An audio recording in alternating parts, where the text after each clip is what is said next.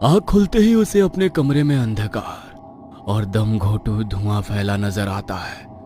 रोशनी समझ नहीं पा रही थी कि ये धुआं अचानक कहां से आ गया है।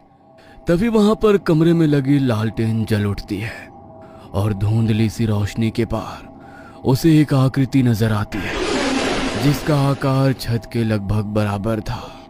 भयानक चेहरा, सर पर सींग और शरीर से टपकता काला चिपचिपा घिनौना पदार्थ, जिसके कारण एक पल भी उसकी ओर देख पाना संभव नहीं लग रहा था। उस आकृति को अपने कमरे में खड़ा देखकर एक पल को रोशनी की भय से धड़कनें रुकने लगी थी। तभी उस डरावनी जीभ की आवाज कमरे में गूंज उठती है। बहुत खूबसूरत हो तुम, आ जाओ, मेरे पास आ जाओ। नहीं, मुझे छूना मत। छी, कौन हो तुम? बापू, बापू, बचाओ मुझे, बचाओ बापू।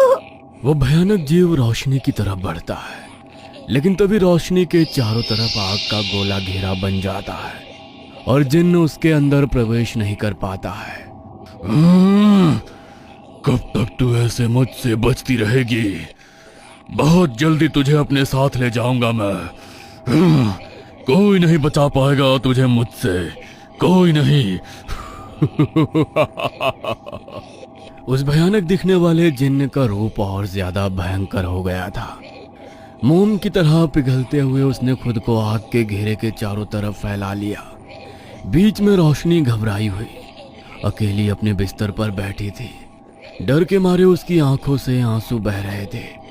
धीरे धीरे उसके चारों तरफ जल रही वो आग जो उसकी रक्षा कर रही थी धीरे धीरे कर बुझने लगी और वो जिन्न रोशनी के बहुत पास आने लगा। लेकिन जैसे ही उसने रोशनी को छूने की कोशिश की, वहां आग का एक भयंकर धमाका होता है और रोशनी की नींद टूट जाती है। ये सपना था, लेकिन ऐसा लग रहा है जैसे वो जो भी कुछ था बिल्कुल सच था।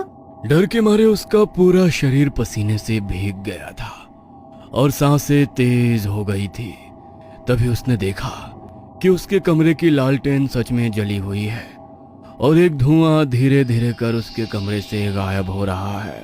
मुझे नहीं लगता कि ये बस एक सपना था, पता नहीं क्यों, लेकिन बहुत घबराहट हो रही है आज मुझे। बापू भी कमरे में नहीं है। बापू, बापू कहाँ हो आप?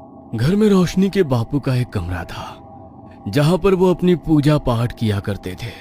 बापू जरूर अपने कमरे में पूजा पाठ कर रहे होंगे, मैं वहीं जाकर देखती हूँ। रोशनी उठकर उनके कमरे की तरफ जाती है।